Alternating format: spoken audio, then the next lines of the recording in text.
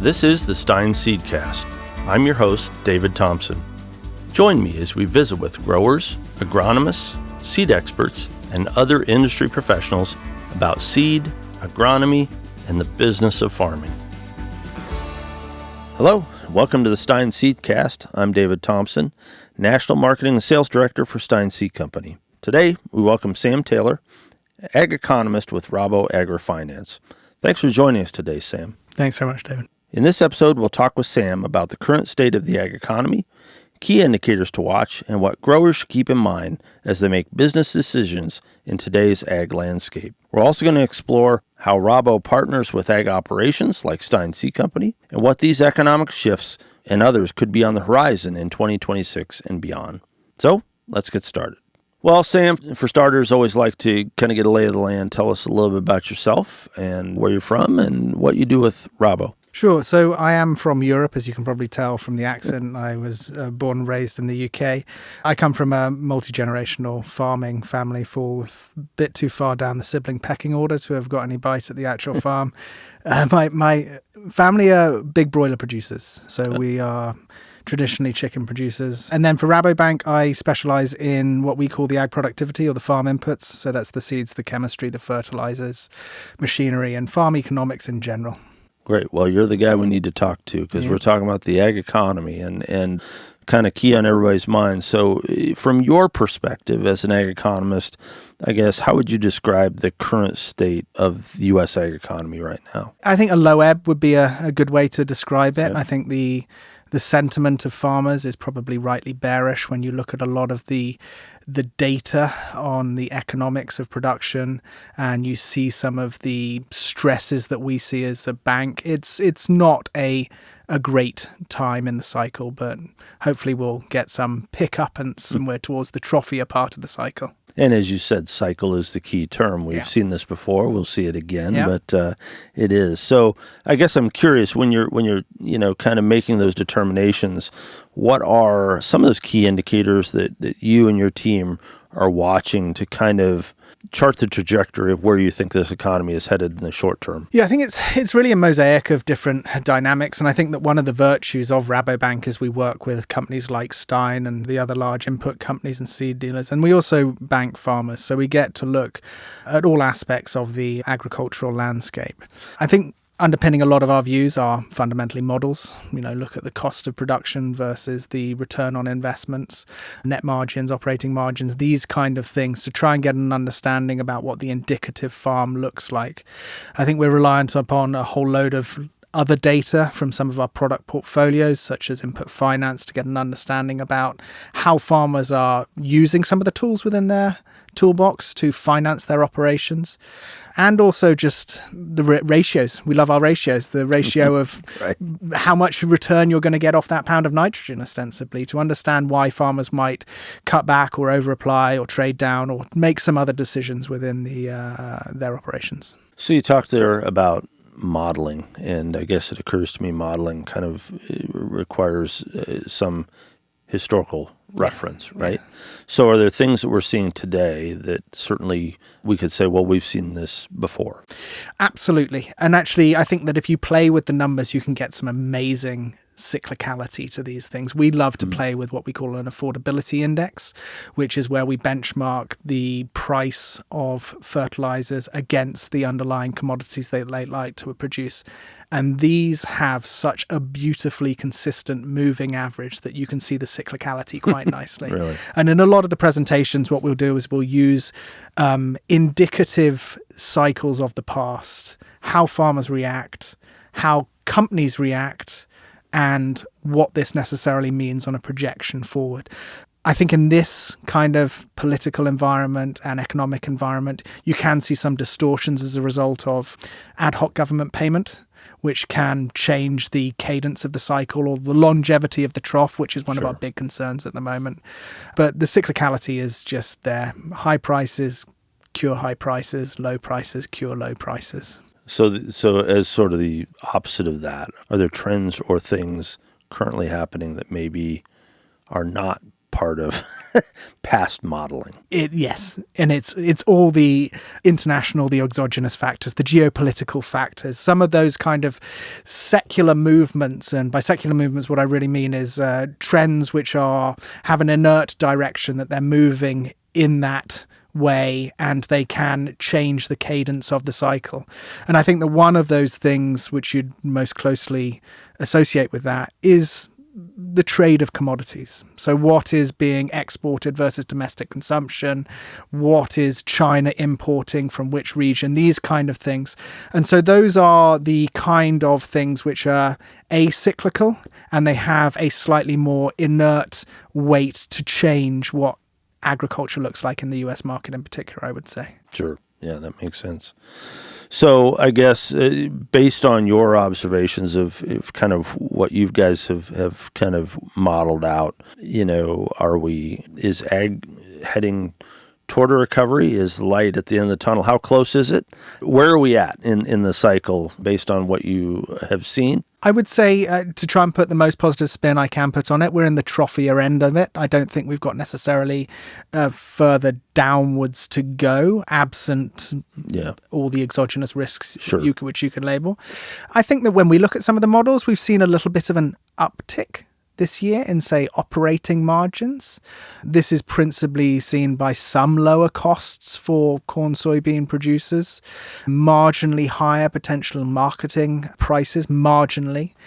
But I think even range-bound commodity prices into 2026 is not a good sign for farmers, because we have seen a large erosion of working capital. We do see buckets of stress geographically, producer archetypes, producer scale, producer size, which is showing the strains of having eroded a lot of their working capital and operating capital.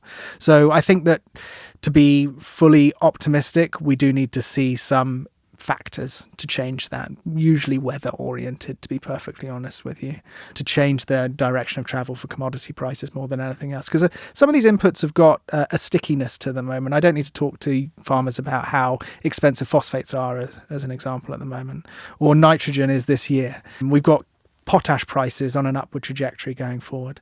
So there's still some stickiness in the cost dynamic. So we really do need to see an accelerant in the commodity prices to feel really comfortable with a recovery. And we don't necessarily see too many signs of that at the moment, unfortunately.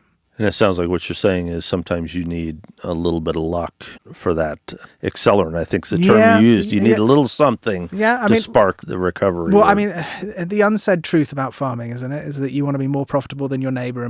But if you enlarge that geographically, you hope for a weather event potentially in another geography, and we can get some acceleration in commodity prices as a result of that. Yep. So I think that's the implicit dynamic behind all of this. So, at the grower level, because you said, Rabo works with lots and lots of growers all around, certainly in our case in the United States. Are there particular things that are the headwinds that those growers in the U.S. are facing right now? What are those things that are really kind of the issue? I think the uncertainty is killing all facets of every market, not just agriculture, a lot of the dynamics. We actually made an equity investment in a company, and I had the pleasure of going around and speaking with a lot of farmers in 4Q of last year and doing due diligence, and just seeing the scorecard, the line item aspect under which growers were going down through this, we can cut back on this, we can trade down on this, is non-discretionary, this is discretionary. These durable goods, the farm machinery, we've got an extra year in this kind of dynamic. And we see a lot of this econometrically. A lot of these inputs are more durable, they're more or less elastic. So when things look great, farm machinery expenditure goes up. When things look bad, farm machinery comes down. You see that a little bit with fertilizers, a little less with chemistry. Seed seems to be the more inelastic input. And so we just kind of sit there, and farmers do exactly the same thing agronomically. What's essential to me? What's essential to me? But the headwinds are they're multifaceted. They're not just a cost structure. They're also the marketing structure, the uncertainty about soybean trade, soybean exports. And you've seen this from the planting expectations with this shift towards corn acres at the expense of soybeans. And I think a lot of that is a reflection of the uncertainty of geopolitics and trade, and like doubling down on the domestic consumption, the domestic market, the ethanol mandates, these kind of things. And these are the kind of things which are going to be more persistent if we see more uncertainty as well. Yeah. So that kind of leads into a little bit of what I was going to ask you about. You know, we talk about the geopolitical aspect. Obviously, here in the U.S., tariffs is a topic that we've had conversations about, and I guess I assume that's part of the geopolitical element that you're talking about. Is again, is there historical reference here?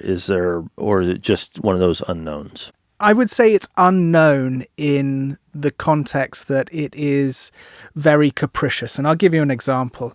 Basically, every bit of work that I have to do now, I seemingly have to do 4 times because policy can be changed on such an ad hoc basis.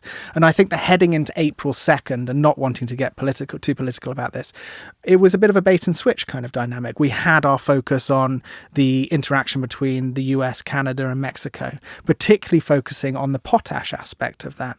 Then we saw the breadth of reciprocal tariffs that are going out. Obviously, they've been watered down since then. And that was hitting a far more wider array of suppliers of nitrogen to the US market, phosphates to the US market.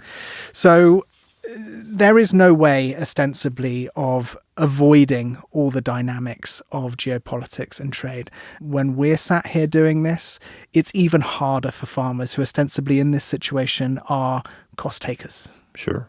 And they've locked in a lot of their costs. And then they get the uncertainty of the marketing on the other side. So precedents, I would say, less than we would have hoped to.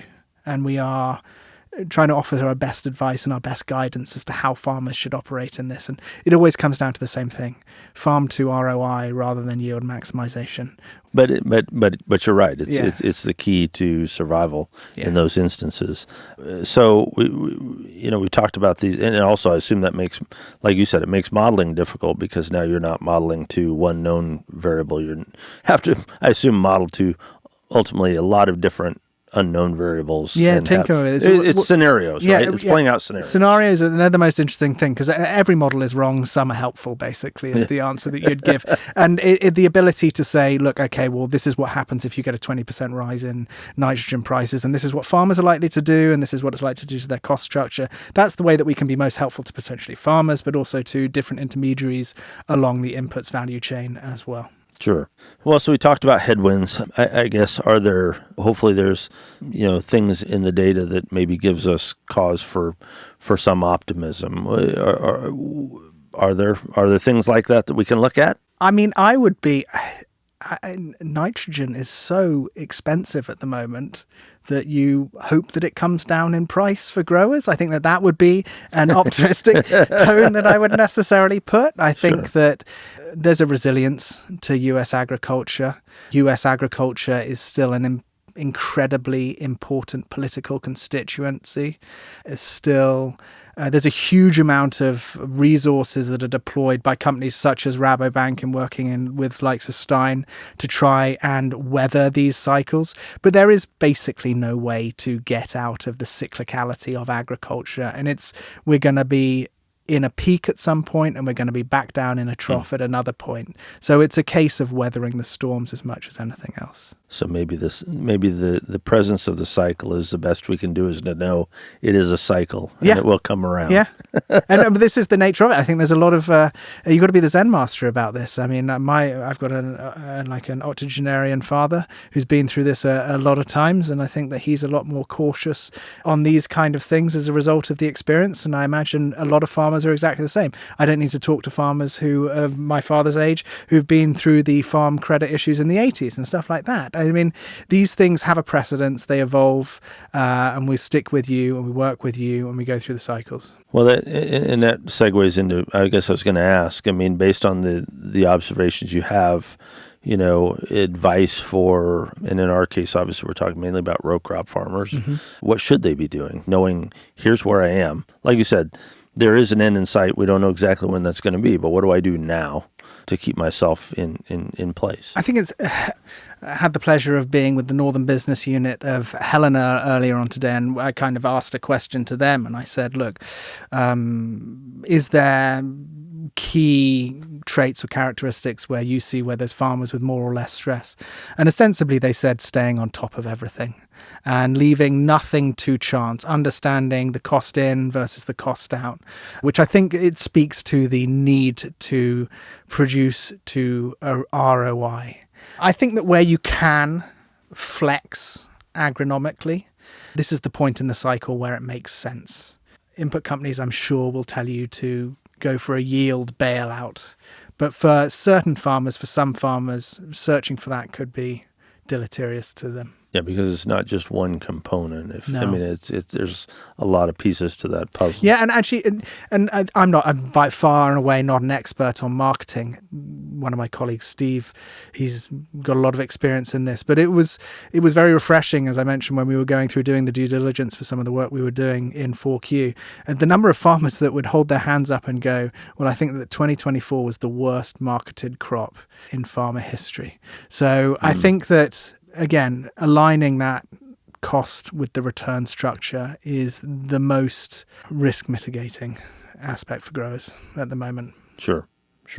Well, so let's talk a little bit about Rabo. I know you're known globally for your work in banking and agriculture around the globe.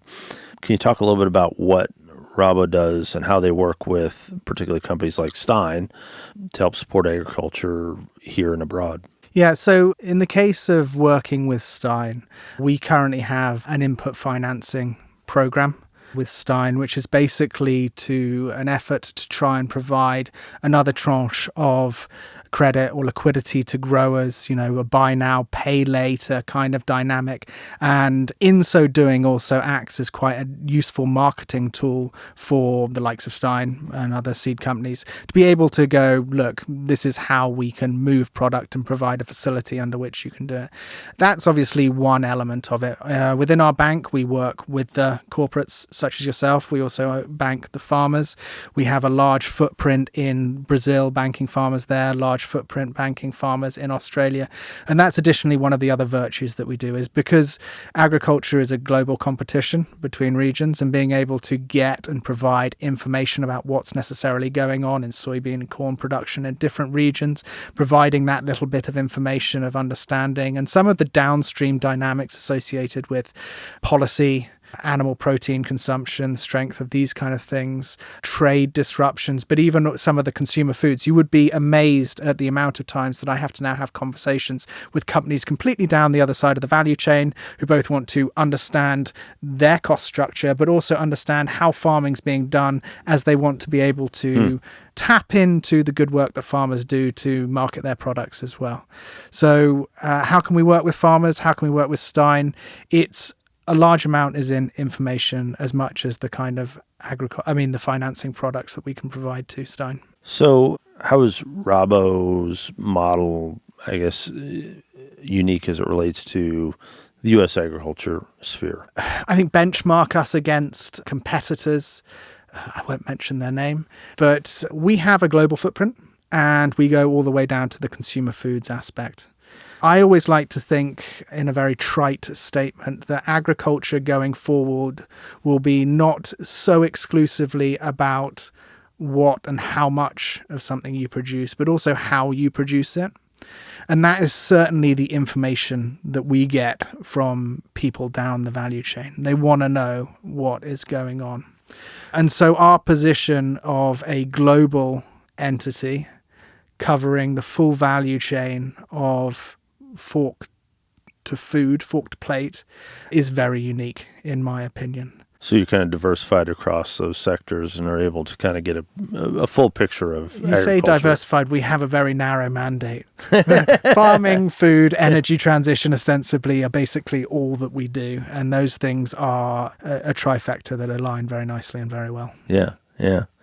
So kind of as we're rounding out our conversation here, I guess I'm wondering, when we look at, looking out over the next, let's say 12, 18, 24 months, whatever, what are some of the global or even just national trends that you and your team are looking at that you think could help shape the ag economy over the next, year or two? There's a lot of macro factors going on at the moment. There's a lot of uncertainty around the strength of the consumer, the strength of the economy, inflation, stagflation, a lot of these factors, geopolitics, trade. I personally am getting very intrigued and interested by aspects of the MAHA movement, the Make America Healthy Again by Robert F. Kennedy. I think that is interesting. It provides a antidote to having to change your opinion on the trade dynamics every 10 seconds because there's something slightly more structural and secular. And I think that actually in some of these seemingly fleeting impacts on agriculture, be that the trade disruption, as we like to talk about it, and whether it might change, we might see some hysteresis, some stickability to some of these dynamics. And in that, I think that there's some really interesting opportunities for local markets in particular, but for growers to change. Just to make this slightly more personal, we as a family have always tried to differentiate, try and seek a premium for a lot of our products because we haven't had the virtue of scale as a European producer. And that is probably quite archetypal of a lot of farmers. They need to be looking for alternatives because competing against large producers is difficult. Competing against large international producers, which might get a little bit of benefit as a result of geopolitics, is even harder. So trying to be optimistic, I think that there's some new windows of opportunity for growers that will emerge, and we might just be at the kind of the early eaves of that at the moment. Well, that's an interesting point of intersection. A few episodes ago, we had Secretary Vilsack on, and one of his comments was talking about acknowledging the fact that there are farms of various sizes, and to the extent possible, how can you build sort of a value chain that kind of creates space for both, right? A bit more localized aspects to it. I mean, agriculture is wonderful. When I first moved to the US, I've been here for about 10 years. I went to a conference, ASTA, the American Seed Association conference in Chicago, and I just cold called, and I called people and I said, will you meet with me? And the number of C-suite and people who would meet with me and talk to me about these kind of things, I think that these are the aspects which, under current politics, people don't necessarily see. And I think that serving a local market, providing an opportunity to get people to see everything that's wonderful about US agriculture is a pretty cool, unique opportunity, to be honest. Oh, yeah, for sure. So if there's one thing that you would like ag industry professionals, so people probably not so much farmers, but people in the ag sphere to be preparing for right now as we think about, again, the current state of the economy, what advice would that be? I think that it's preparing for change. When I look across the ag landscape, across the seeds, the chemistry, the fertilizers, the machinery, the profile of farmers, what I see today versus 10 years, I think it might be materially different. Not just in the things that we produce, but how we're buying stuff, the technology, the tools we're using, and what this might necessarily mean for business models. It is awesome to go around and see how the younger generation, and I'm talking to you for the verified age of 40, so I'm not exactly I'm somewhere in the middle. The use and adoption of technology and the excitement, and actually the kind of the rivalry that this spurs within farms and that conflict between one generation to another about whether you should use these technologies. 10 years down the line, I think that the proliferation of a lot of these technologies is going to fundamentally change all aspects of US agriculture. So be prepared for change. Be prepared for change. Well, Sam, it's been a great conversation today. I've enjoyed having you on the podcast and giving us a lot to think about as we look ahead. And ag is resilient, to say the least. And so we hope that we see that continuing. And you appreciate you sharing your insights with us today, and appreciate the partnership we have with Rabo AgriFinance. So thanks for joining us. Thanks very much for inviting me, Dan. Thank you for listening to the Stine Seedcast. To never miss an episode, subscribe to the show on your podcast platform of choice. Have a question for our experts? Email asktheseedcast@stineseed.com to have your questions answered on a future episode. To learn more about Stine Seed Company, visit stineseed.com. And remember, Stine has yield.